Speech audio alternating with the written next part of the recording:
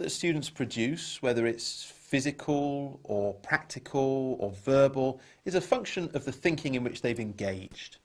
We want students to become more accurate assessors of their own work so that they have a better understanding of what good looks like, and therefore so they can target their efforts more effectively. As part of being able to assess their own work, we want them to be able to critically evaluate the thinking they've engaged in. So we want them to be in a position where they can look at their work and say, okay, well, I did that because I was trying to do that, or I did that because I was thinking in this way. So what we're trying to encourage here is a metacognitive engagement from the students with the work they're producing. One way we can help students with this is through past work analysis. This is where we get students to look at a piece of work they've created and to analyse the thinking which underpins it, the thinking they've done. So for example, we might have a Year 11 dance lesson. Now maybe in the previous lesson, the students have created and then recorded themselves delivering a dance routine. In our current lesson, the teacher puts students in groups and asks the groups to look at the different videos they've created. But while they're doing this, the teacher encourages them to talk to each other about the kind of thinking that went into the choreography.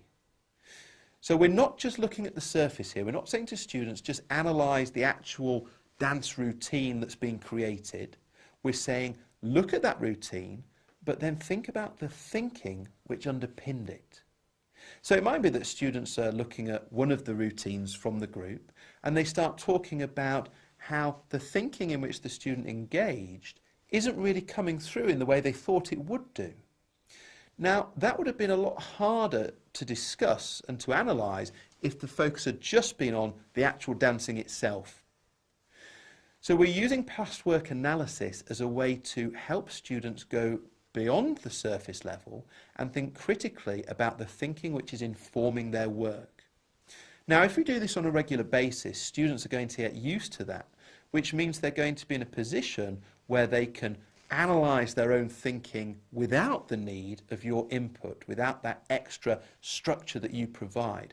And that's really good because that helps students to be that bit more critical, that bit more metacognitively engaged, and as a result, hopefully, to produce work of a higher quality. Golden nugget. Create situations in which students can use the work that they've produced to analyse their own thinking.